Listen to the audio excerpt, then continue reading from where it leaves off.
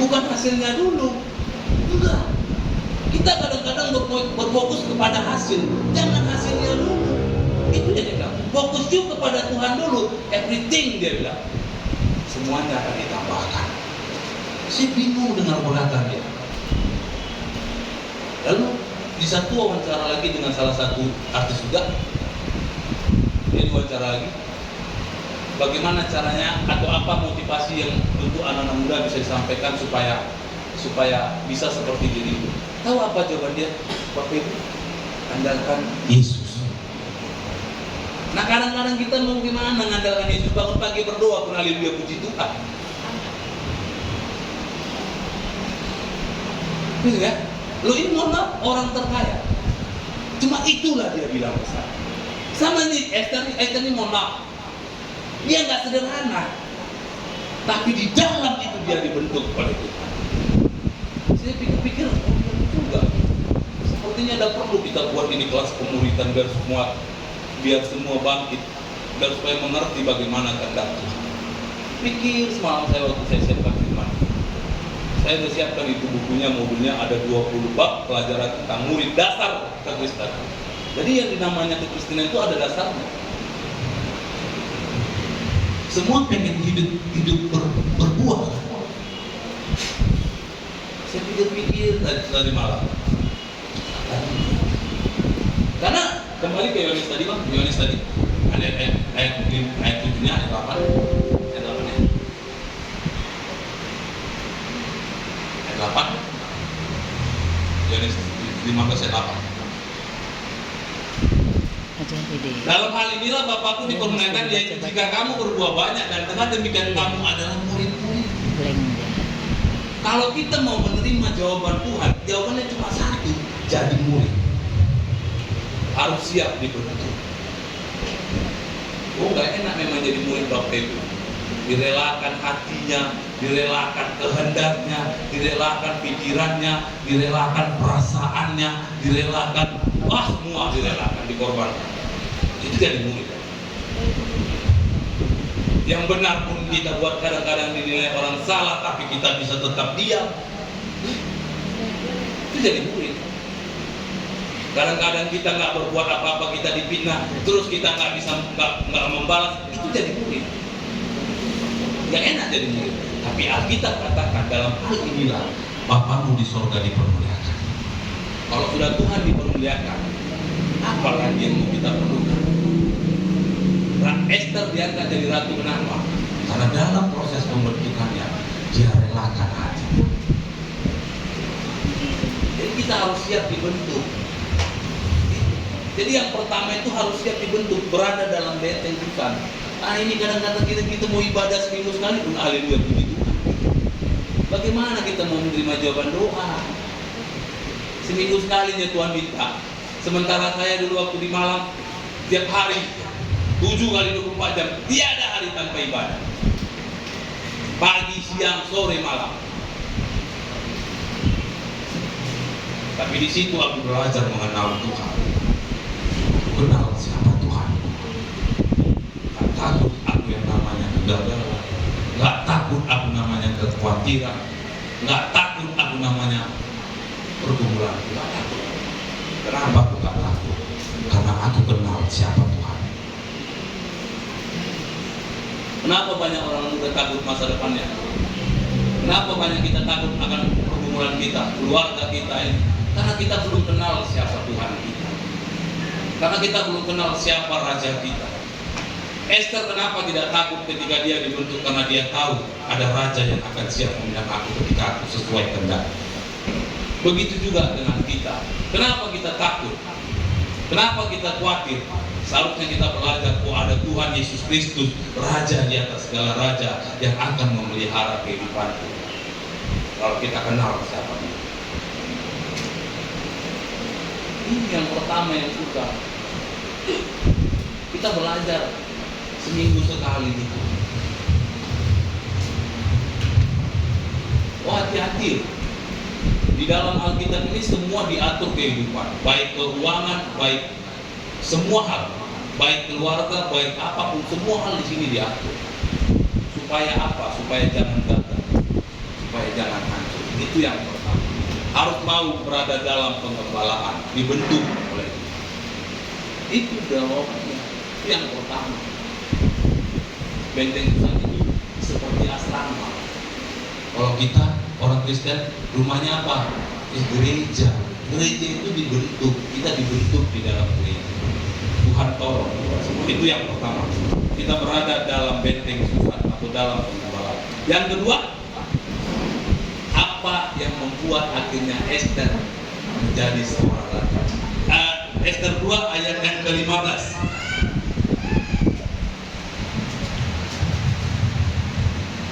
Ester pasal 2 ayat yang ke-15. Ketika Ester anak Abihail, yakni saudara ayah Mordekai yang mengangkat Ester sebagai anak, mendapat giliran untuk masuk menghadap raja, maka ia tidak menghendaki sesuatu apapun selain daripada yang dianjurkan oleh Hegai, si raja, penjaga para perempuan. Maka Ester dapat menimbulkan kasih sayang pada semua orang yang melihat dia. Yang kedua, apa yang Ester miliki? Sikap hati yang tulus. Ini yang banyak kali seringkali.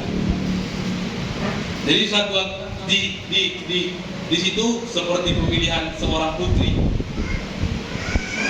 banyak calon yang diapakan. Jadi raja panggil satu-satu, menghadap raja, ditanya, kamu minta apa? Kalau kau jadi ratu, kamu minta apa? Kadang-kadang kita kan dites begitu ya. Aku minta uang, minta rumah, minta ini, minta itu, minta ini, minta itu. Sampai pada saat waktu Ester dites, kamu minta apa? Oh enggak, aku enggak menghendaki sesuatu apapun. Karena seringkali kita berpikir Bapak Ibu, jasmaninya dulu kita berbuat, bukan rohaninya. Rohanimu dulu berbuat, maka jasmanimu justru. Apa yang dilakukan Ester ialah menunjukkan satu sikap bahwa bukan perkara dunia yang aku pikirkan, tapi perkara surga. Kalau perkara surga itu tepat seperti yang Tuhan perintahkan, maka semuanya pasti Tuhan berikan. Dan gampang aja, sederhana aja kan. Kau mau minta apa ini, Der? Kan kau nanti kan jadi ratu ya. Kita mau membahas basi lah dulu. Hari ini kau mau bangkat jadi ratu. Kira lah, Der, apa yang mau kau minta? Kita kan langsung berpikiran ini raja, berarti hartanya banyak. Mau minta ini, minta itu, minta ini, minta itu, minta ini, minta itu, minta ini. Tapi Ester nggak bilang, aku nggak tertarik akan perkara dunia. Aku nggak perlu. Aku nggak tertarik akan perkara dunia. Apa ya? Ia tidak menghendaki sesuatu apapun, sedikit pun dia tidak minta. Kadang-kadang kita dites sedikit, mohon maaf Bapak Ibu, mohon maaf, udah banyak mengeluhnya. Disuruh nunggu 5 menit aja dan ngeluh minta ampun.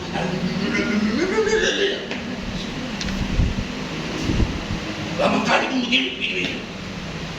Ya. Disuruh janji jam berapa, nggak bisa kita tepat waktu. Bagaimana kita mau menjawab jawaban itu? Saya bilang bolak-balik sama Bapak Ibu, jangan pernah lihat apa yang orang terima. Orang berhasil tanya, apa proses yang kau terima? Pernah nggak kau disuruh nunggu 1 hari ya? Pernah nggak kau rasakan sakitnya? Sakitnya tanya. Itu yang membuat kita belajar untuk dewasa. Kalau kita tahu rasa sakit itu, dan kita mau lakukan itu, kau akan melihat kemuliaan. Mohon maaf, tidak ada kemuliaan tanpa salib. Nggak ada kemuliaan tanpa salib. Nggak ada keberhasilan tanpa sebuah proses. Nggak ada. Nggak ada bim salabim jadi raja. Nggak ada. Itu cuma cerita dongeng. Itu dongeng kayak iklan-iklan itu. Kamu mau minta apa? Kata si jin yang keluar ya. Aku pengen, aku kabulkan 3 permintaan. Itu dongeng. Nggak ada itu. Jangan mau bawa dongeng. Kalau engkau mau berhasil, bekerja keras. Itu yang benar. Kayak orang, apalagi ini filosofi orang Batak yang aku suka banget, yang aku suka ini sesuai dengan Alkitab ini dalam kitab Timotius itu. Orait labora. Betul ya? Orait labora. Berdoa sambil bekerja. Itu yang benar. Bukan banyak menghayal. Kampungnya jatuh lah motor gini itu. Habis itu lulus keluar jinnya. Kayak nonton film iklan di TV rasanya Pak. Jatuhlah duit terus berdoa, Tuhan jatuhlah duit dari surga Tuhan. Bagaimana kita mau diberkati? Bagaimana? Itu kan banyak kan begitu jadinya. Itu yang susahnya. Kadang-kadang udah ada jalan, dijalani aja dulu, Bapak Ibu. Dinikmati aja prosesnya. Esther ini pun nggak jadi langsung ratu ini, Bapak Ibu. Tahu Bapak Ibu di dalam benteng Susan itu sakit kali itu prosesnya. Pembentukan itu sakit kali. Saya aja 1 tahun ya di Malang. 1 tahun aku pendidikan sekolah kita, mau mampu mau lari ya. Sakit, bagi dagingku sakit. Dagingku yang sakit nih. Tapi hasil yang ku terima ada. Aku tahu bagaimana mengatasi diriku. Aku tahu bagaimana mengendalikan keuanganku. Aku tahu bagaimana mengendalikan perasaanku. Aku tahu bagaimana mengendalikan godaanku.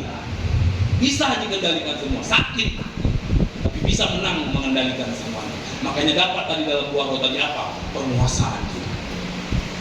Banyak orang gagal karena itu, nggak bisa kuasai itu. Itu buah Roh Kudus, penguasaan diri. Buah Roh Kudus.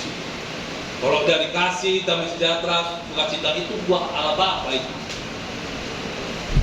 Kesetiaan itu karakter anak itu Yesus.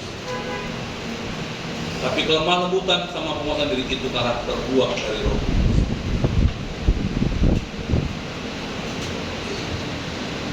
Orang yang dipenuhi oleh Roh Kudus bisa berkata, ampunilah mereka. Bukan gampang Yesus waktu di atas kayu salib itu berkata, ampunilah mereka. Apa salahku? Apa yang perbaikan itu bukan orang sakit aku. Yang sakit sembuh, yang lumpuh berjalan, yang buta melihat, yang mati bangkit. Itu yang dilakukan Yesus kan? Lalu kenapa aku disalib? Dasar apa? Tapi dia nggak berkata begitu. Biarlah kehendak Tuhan yang jadi. Dia bilang kok dalam doa, Bapak kalau boleh lalukanlah cawan ini. Tapi apa yang dia katakan? Tapi bukan kehendakmu yang jadi, tapi kehendakmu yang jadi. Tuhan nggak mau lalu cawan ini. Kadang-kadang kita melewati proses masalah sedikit langsung ngeluhnya banyak kali. Nanti dulu lah Tuhan. Padahal justru waktu kita punya masalah itulah kesempatan momen terbaik untuk engkau mengenal siapa Tuhan. Untuk kita bisa berseru, Bapak tolong aku. Itu seharusnya. Jadi ini yang banyak kali sering kali membuat kita nggak bisa menang. Memang nggak enak, dibentuk itu nggak enak Bapak Ibu, nggak enak. Sekalipun mohon maaf makanan saya waktu itu di asrama cukup enak. Tiap hari makan daging, ada puding, ada kue, ada ini semua banyak. Tapi bagaikan terbatas. Dalam 24 jam itu lebih dari 12 jam itu kerjanya ngapain? Berdoa, baca firman.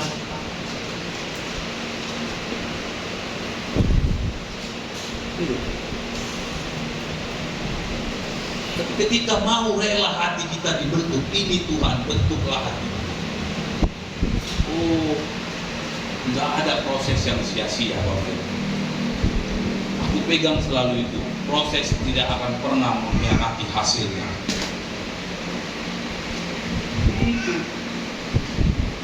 harus terima berproses. Memang sakit, capek, mau menangis, mau nyerah rasanya.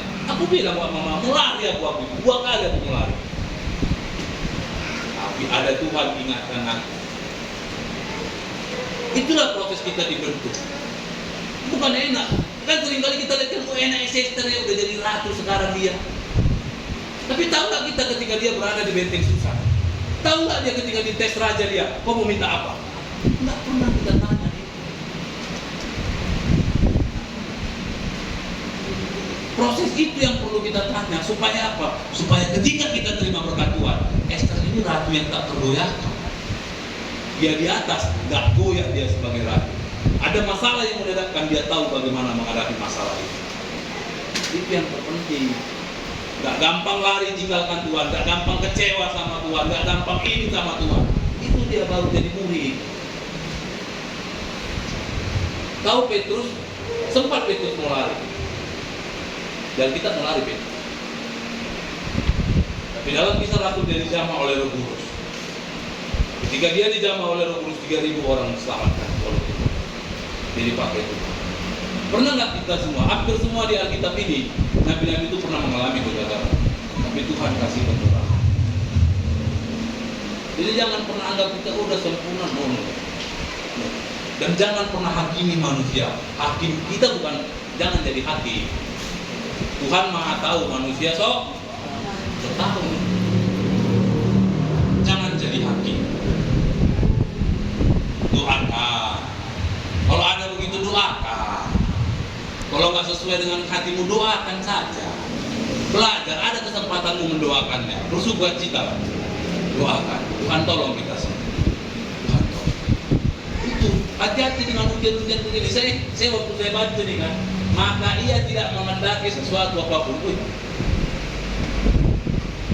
Ya adilah Tuhan, mudah-mudahan Esther ini seperti aku. Tawari orang begini, oh, nanti Tuhan siapkan yang terbaik. Ini ujian-ujian kecil. Tuhan mau perhadapkan kita dengan rohani dan jasmani. Kau mau utamakan dunia apa Tuhan? Kan ujian-ujian kecil ini. Ini ujian-ujian kecil. Kalau lulus di sini naik kelas. Lalu terakhir, Esther tidak mau terima apa yang dia dapat. Ayat ininya. Ayat 17-nya. Ayat 17-nya. Maka Esther dikasih oleh Baginda lebih daripada semua perempuan lain. Oh, ini yang menarik hati raja. Nggak fokus kepada dunia. Ini yang menarik hati Tuhan. Coba berikan. Ini yang menarik hati Tuhan. Dan ia beroleh sayang dan kasih Baginda lebih daripada semua anak darah lainnya. Sehingga Baginda mengenakan mahkota kerajaan ke atas kepalanya dan mengangkat dia menjadi ratu ganti pas. Coba belajar menyenangkan hati Tuhan. Bukan hanya lewat penyembahan kita, bukan hanya lewat ucapan kita, tapi lewat perbuatan kita.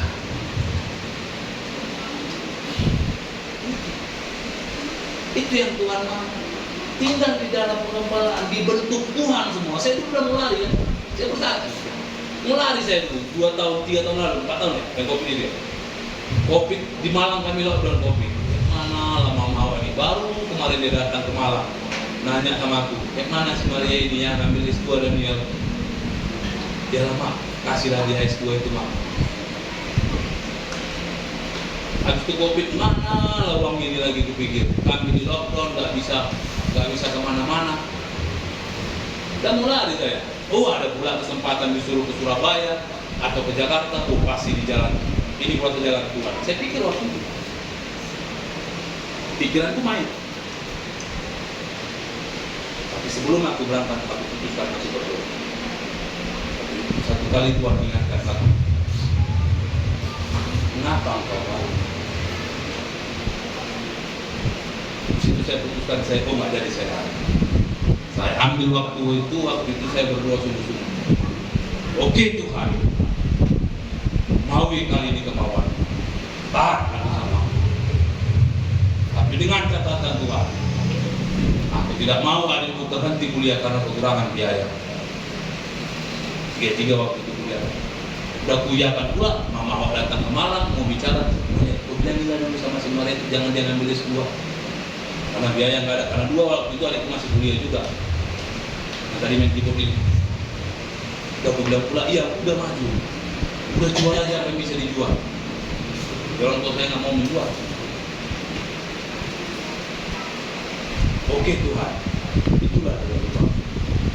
Rupanya dapat kabar aku selesai lebaran, malah ke rekeningku yang masuk uang. Loh, rekeningku dikirim sama uang. Jadi ya, aku nggak tahu Amir ini. Datang orang dari atas panggil, kamu ada niat ke rumah, minta uang. Lah, kan kita nggak boleh di sini pegang uang. Iya nggak ada, aku minta kok. Kan handphone sama kalian semua. Dari mana aku handphone? Pakai apa aku nelpon? Bukannya bisa kan dikeluarkan COVID ini. Berarti itu berkat pula aku bilang. Mana tahu aku tergerak hati mama aku ngirim sama aku. Begitu. Itulah jawaban. Oh, berarti kalau tidak kirim uang itu, berarti puji Tuhan. Momennya pas kayak gini, puasa gini ya, puasa gini. Oh, bisa dibayar semua.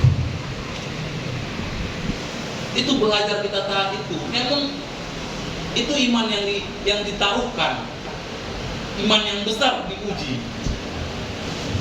Apakah kau mengasihi dunia atau mengasihi? Mungkin ketika mengasihi dunia kita, oh dapat sementara. Ketika kau mengasihi Tuhan, kau dapat lebih dari apa yang kau pikirkan. Kenapa mau saya tadi puji Tuhan sekarang dia lulus, wisuda dengan nilai cum laude, puji Tuhan menang PNS, tidak ada keluar biaya 1 rupiah pun. Orang bilang bayar sekian ratus juta, oh enggak ada. Waktu itu saya bilang udahlah itu enggak. Dia bilang enggak usah dibayar, imannya sanggup. Oh puji Tuhan. Dia terima sekarang hasilnya 1 rupiah pun tidak ada keluar. Paling keluar untuk biaya misalnya dia mau testing, itu ada di paket itu keluar. Namun untuk suap itu pembelaan Tuhan. Itu pembelaan Tuhan. Tuhan tolong kita. Itu yang kedua. Jadi yang kedua punya hati yang tulus. Ini yang Tuhan cari. Yang terakhir ayat yang ke Ester pasal 3:4 ayat yang ke-16. Ester pasal 4 ayat yang ke-16. Jadi Ester ini ada kisah di baliknya. Pergilah kumpulkan semua orang Yahudi yang terdapat di Susan dan berpuasalah untuk aku. Janganlah makan dan janganlah minum 3 hari lamanya. Baik waktu malam, baik waktu siang, aku serta layang-layangku pun akan berpuasa demikian. Dan kemudian aku akan masuk menghadap raja, sungguh berlawanan dengan undang-undang. Walau terpaksa aku mati, biarlah aku mati. Yang ketiga, apa yang membuat Ester ini cukup berkenan di hadapan Tuhan? Dia rela berkorban. Waktu itu diperhadapkan, keluarga Ester ini mau dimusnahkan semua. Termasuk ayah angkatnya Mordekai. Karena sesuatu aturan baru di waktu itu. Ester bisa aja selamat dengan dia tutup mata. Oh nggak kenal aku itu siapa itu raja. Bisa aja dia lakukan itu. Tapi apa yang Ester lakukan? Perintahkan kepada seluruh keluargaku. Perintahkan kepada seluruh keluargaku, dayang-dayangku, aku berpuasalah untuk aku. Di sini bukan hanya berpuasa, tapi berdoa dan berpuasalah untuk aku. Makanya ada istilahnya puasa Ester, puasa 3 hari 3 malam tidak makan. Ini udah keadaan genting sekali waktu itu. Jadi kalau kita punya pergumulan itu bersukacita, ini momen waktunya, ambil doa puasamu. Rela berkorban. Berpuasa itu bukan hanya menahan lapar, menahan hawa nafsu, menahan keinginan. Dan yang terakhir, mendekatkan diri kepada Tuhan. Ada satu ayat dikatakan di kitab Perjanjian Baru, jenis ini tidak dapat diusir. Jenis roh ini, jenis penyakit ini tidak dapat diusir kecuali dengan berdoa dan berpuasa. Jadi itu rela berkorban. Puasa sakit apa enggak, Bapak?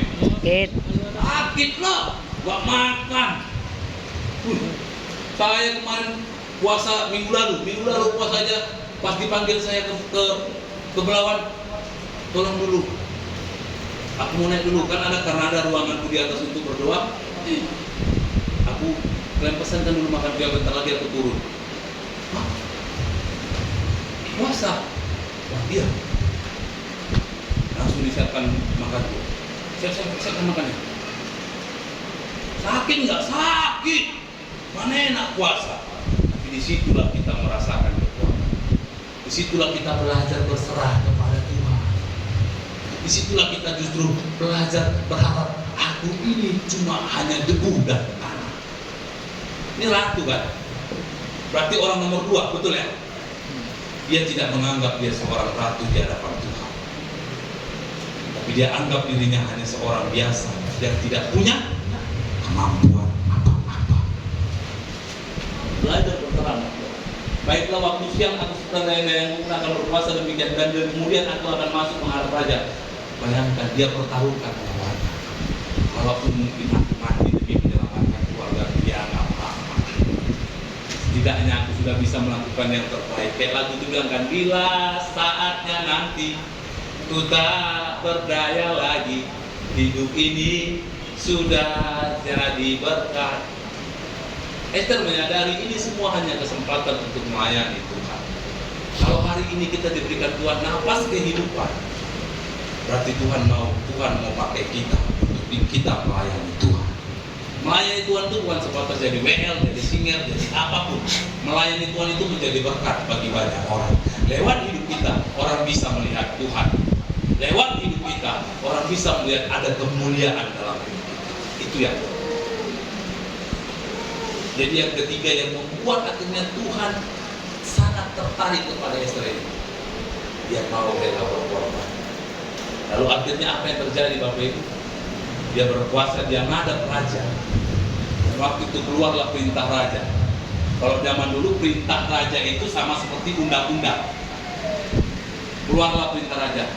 Oke, jangan ada yang disentuh keluarganya Ester. Padahal Ester waktu itu bilang, raja bilang waktu itu sama Ester, kenapa Ester? Kenapa muka melemah sekali? Kamu mau minta apa? Aku kasih seluruh setengah istana ini sama. Tapi Ester nggak minta itu. Kadang-kadang kita karena keegoisan kita ya, kita sombong, kita egois, lupa kan keluarga kita, lupa kita akan orang-orang terdekat kita, karena kita pikirkan kepentingan diri kita sendiri. Ester nggak minta istana itu jadi miliknya, tapi Ester minta tolonglah keluargaku jangan diapa-apakan. Hanya itu yang Ester minta. Kadang-kadang kan mana ada orang yang mau rela berkorban, apalagi dia tinggi posisinya, mana ada yang mau ya kan? Oh nanti buat malu ini betul ya. Aku aja dulu ingat waktu aku belum bertobat, aku telepon keluarga. Siapa nih si Daniel? Tahunya dulu. Udah aku bilang dulu, biar aja tuh di Jakarta, biar aja mati tuh. Terus jawaban. Tahunya dulu, kok kali dia pulang ke Medan. Bagus dia dulu di Jakarta kan pusing, upres dari sini. Itu jawaban. Itu kalau keluarga. Marah kita, kecewa kita, frustasi kita. Kalau kita kenal siapa Tuhan kita nggak perlu takut menghadapi apapun. Bapak Ibu, saya mau bilang satu perkara, harus siap diproses. Relakanlah hatimu, relakanlah dagingmu, relakanlah pikiranmu, relakanlah perasaanmu. Percayalah, tidak ada kemuliaan tanpa proses salib Tuhan. Tidak ada pemulihan tanpa proses salib. Ayo yang mau pulih keluarganya, relakan hati, jangan egois. Jangan sombong, belajar merendahkan hati. Yang masih muda, yang khawatir akan masa depan, ayo jangan sombong, nikmati aja prosesnya. Kalau mungkin masih prosesnya jadi tukang sapu, kalau prosesnya jadi cuci piring, kalau prosesnya jadi pelayan, nikmati saja.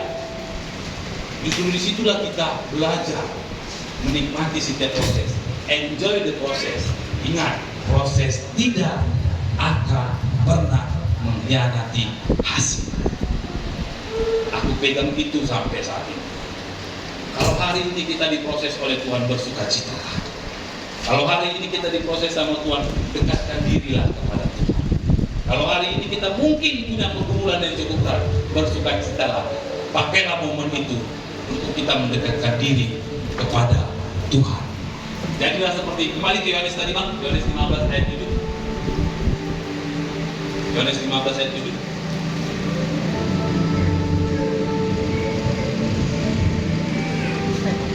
Yohanes 15 ayat 7. Makanya bilang kan dia harus dibilang langsung dia. Nggak dapat. Kalau kamu tinggal di dalam aku, berarti Yesus hidup di dalam hati kita. Firman-Nya juga hidup di dalam hati kita. Mintalah apa saja yang kamu kehendaki, kamu akan menerima. Saya berdoa biar firman Tuhan boleh hidup di hati kita. Men. Yesus tinggal di hati kita, berbuah di hati kita, dan kita menerima buah-buahnya. Demikian firman Tuhan yang saya bisa sampaikan. Kita datang kepada